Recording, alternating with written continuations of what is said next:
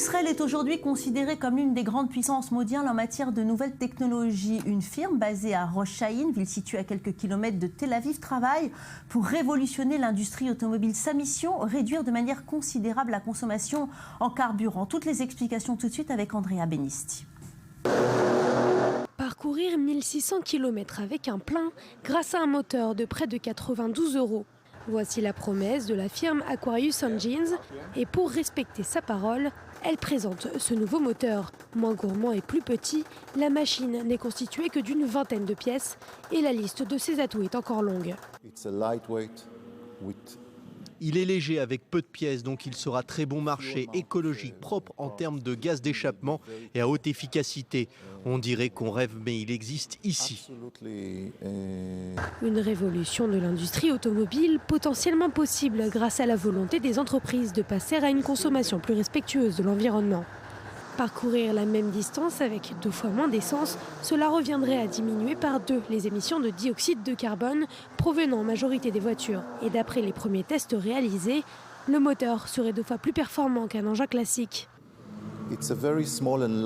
C'est un petit moteur léger. Grâce à cela, il va perturber une technologie vieille de 150 ans.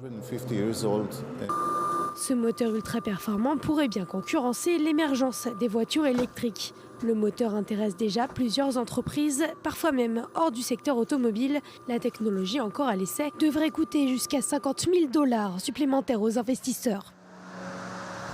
Et si les regards se tournent régulièrement vers Israël pour les inventions futuristes, d'autres pays du Moyen-Orient sont bien décidés à entrer dans la course. Que se passe-t-il dans la région, Eric ?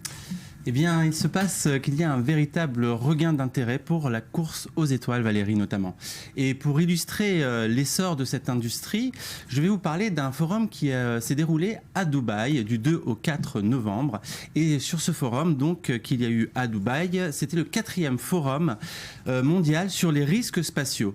Alors, parmi les nouveaux exposants, nous avons pu écouter une société qui s'appelle Zero to Infinity, qui a été fondée à Barcelone en 2009 et qui compte déjà à son actif une trentaine de vols sur des essais de prototypes. Alors, son PDG vient d'annoncer une nouvelle assez sympathique. Il annonce que d'ici 2018, il sera possible de lancer des satellites et encore même d'organiser des mariages dans l'espace. Pour ça, il a fallu beaucoup d'imagination et beaucoup d'ingéniosité pour repenser l'accès à l'espace sous un angle nouveau, les ballons volant à haute altitude. Et pour preuve, je vous laisse l'écouter. Ces ballons sont très sûrs, ce n'est que de l'hélium qui est un gaz noble. Ils sont peu chers, c'est compliqué à lancer, mais c'est pourquoi nous sommes là. Et ils peuvent aller jusqu'à 40 km et y rester pour très longtemps. C'est certainement quelque chose de bien moins risqué que s'attacher ou d'attacher un satellite à une roquette lancée au sol. Something that is a lot less risky than attaching yourself or your satellite to a rocket. Original après tout, pourquoi pas ? Est-ce que vous avez plus de détails sur le déroulé de ces vols ? Oui, tout d'abord, cette technologie utilise les ballons et ces ballons, ils se servent de la gravité plutôt que de la combattre. Alors ça leur permet, comme on a pu l'entendre, d'atteindre 40 km de hauteur, d'altitude. C'est 3 fois plus que les vols commerciaux. La durée de vol, c'est à peu près entre 5 et 6 heures et le ticket vous coûtera la bagatelle de 110 000 €. C'est cher. Quand même. Oui, quand même, mais c'est quand même 2 fois moins que la concurrence. En tout cas, ce qui est annoncé par la concurrence. Une fois arrivé à destination, Valérie, vous pourrez constater les étoiles, flâner devant la courbure de la planète Terre et compter les planètes avoisinantes éventuellement. Pourquoi cette industrie drague-t-elle le Moyen-Orient ? C'est une bonne question et je ne vais pas vous y répondre directement. Je préfère laisser la parole à José Mariano. Nous pensons que lancer des satellites et lancer des touristes dans l'espace sera une activité qui créera beaucoup de richesse et de prestige pour le lieu où cela aura lieu. Eric, c'est pas seulement pour le prestige, toute cette histoire, rassurez-moi. Valérie, on ne peut rien vous cacher, effectivement. C'est une affaire de gros sous, car les Émirats ont investi 5 milliards € dans ces technologies.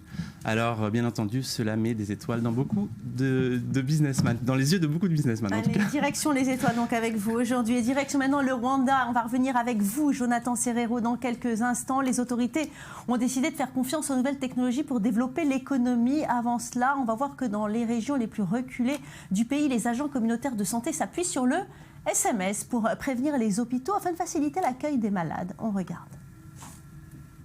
Floride arpente quotidiennement les chemins de Nyarukombe, dans l'est du Rwanda.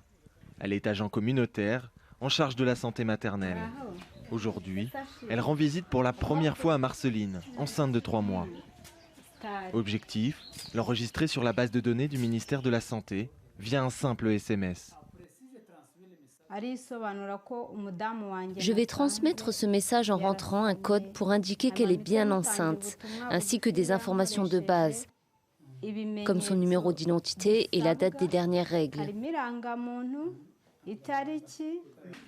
Une fois enregistré, le logiciel du ministère mis en place en 2012 pourra suivre l'évolution de la grossesse de la jeune femme et lui rappeler les rendez-vous importants. Avant, les femmes pouvaient accoucher seules à la maison avec le risque d'avoir des complications. Mais maintenant, il y a beaucoup moins de risques et je connais mon état de santé. Pour l'instant, tout va bien pour Marceline. Mais en cas d'urgence, son agent communautaire préviendra le centre de santé le plus proche. Allô ? Le responsable de l'encadrement de ses agents vient justement de recevoir un SMS d'alerte. Quand il commence l'accouchement à domicile, on prévoit ça, on le retire immédiatement pour l'amener au centre de santé. Un agent de santé maternelle transmet ce message au ministère. Le ministère aussi me transmet le message immédiatement disant qu'il me demande l'assistance de cette femme. Même s'il est difficile de mesurer l'impact précis de rapides SMS, selon la Banque mondiale, au Rwanda, les taux de mortalité infantile et maternelle ont été divisés par 2 en 10 ans. Alors on va rester au Rwanda avec vous, Jonathan Serero.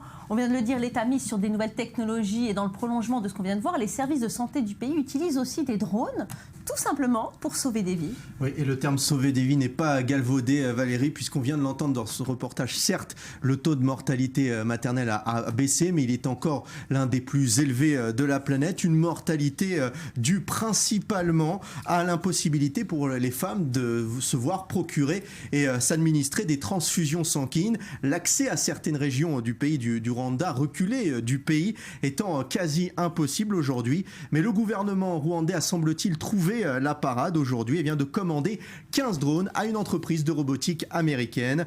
Un projet mis en place avec l'aide de l'Alliance internationale pour la vaccination, la Gavi, et la fondation UPS, qui est l'une des sociétés express de transport express les plus cotées dans le pays et qui a dépensé pour ce projet la bagatelle de 1,1 million de dollars pour donc financer ce projet d'aide au Rwanda. Ces drones peuvent ainsi effectuer jusqu'à 150 livraisons de poches de sang par jour et atteindre n'importe quelle ville du pays en un peu moins d'une demi-heure. On écoute tout de suite le PDG de l'entreprise américaine nous expliquer le processus d'acheminement des poches de sang et aussi l'importance aussi auprès des populations rwandaises. Quand on prépare l'appareil, on prend le colis, on le scanne via l'iPad qui est juste à côté de l'engin et dès qu'on fait ça, l'appareil a toutes les données dont il a besoin. Le parcours est enregistré dans l'appareil et il se dit « Oh, je vais dans cet hôpital en particulier, livrer ce produit en particulier ». C'est vraiment un produit d'urgence. 80% est destiné à des mères et enfants dont la vie est en danger. Et le défi avec le sang, c'est qu'il ne peut pas être conservé très longtemps et il y en a de différents types. C'est donc très difficile de savoir quoi envoyer à l'avance. Et évidemment, c'est un bien très précieux, donc il n'est pas possible de simplement le stocker en grande quantité dans chaque centre de santé. Et ce projet de collaboration avec cette entreprise de robotique américaine s'inscrit dans le grand programme de relance économique décidé par le président rwandais Paul Kagame, qui mise grandement sur l'industrie du numérique et sur les nouvelles technologies, Jonathan. Oui, après des années de conflits entre différentes tribus, entre les Hutus et les Tutsis, qui a tout de même fait 800 000 morts dans les années 90, le chef d'État rwandais a mis en place le projet Vision 2020, c'était en l'an 2000, un projet qui concerne tous les secteurs d'activité de l'économie rwandaise et donc aussi celui du numérique. Ainsi, il n'est plus rare de voir les sociétés de transport public se doter d'applications pour smartphones et de systèmes de paiement par SMS. C'est déjà le cas pour les mototaxis, très en vogue en Afrique et au Rwanda. Le pays s'est doté d'un grand laboratoire de recherche appelé le K-Lab, K comme knowledge, connaissance en français. De là ont déjà été créées plusieurs applications utilisées dans le pays. C'est le cas d'une application de conseils médicaux. Le Rwanda espère ainsi rattraper son retard sur le voisin kényan qui a déjà accueilli des sociétés comme Google ou Microsoft Microsoft. Pour cela, elle compte sur ses partenariats, notamment avec Apple et Samsung, et sur son partenariat aussi avec Israël, son partenaire historique dans la région. Et les nouvelles technologies qui servent aussi à restaurer la vérité de l'histoire. La police judiciaire de Munich en Allemagne utilise les casques de réalité virtuelle pour plonger au cœur du camp d'Auschwitz-Birkenau. Cette immersion au cœur de l'horreur suprême les aide à enquêter sur les derniers criminels nazis encore en vie. Plus de détails avec Andrea Benisti. Des rails chargés de mener les déportés vers le camp de la mort. Plus besoin d'y être physiquement pour pouvoir observer les camps nazis d'Auschwitz avec ses chambres à gaz et ses barbelés. Les policiers et procureurs allemands en ont fait l'expérience grâce à ces lunettes de réalité virtuelle. Une modélisation informatique en 3 dimensions mise au point par la police judiciaire bavaroise de Munich. Nous nous trouvions très souvent lors de nos visites à Auschwitz avec le chef archiviste du camp. Et il nous a donné beaucoup de détails très choquants. Des détails réalistes, utiles dans le cadre du procès d'Oskar Groening. Le recours à cette technologie a été inspiré par un autre procès, celui du SS Reinhold Hanning. L'ancien garde a été jugé complice du meurtre de 170 personnes et avait écopé de 5 ans de prison. Une peine rendue possible grâce à une reconstitution à 360 degrés. Ce qui est encore plus important, c'est que le modèle permet de reconstruire les témoignages. Il est possible, par exemple, avec une caméra virtuelle, en haut d'une tour de garde, de voir ce que le garde voyait et ce qu'il ne voyait pas.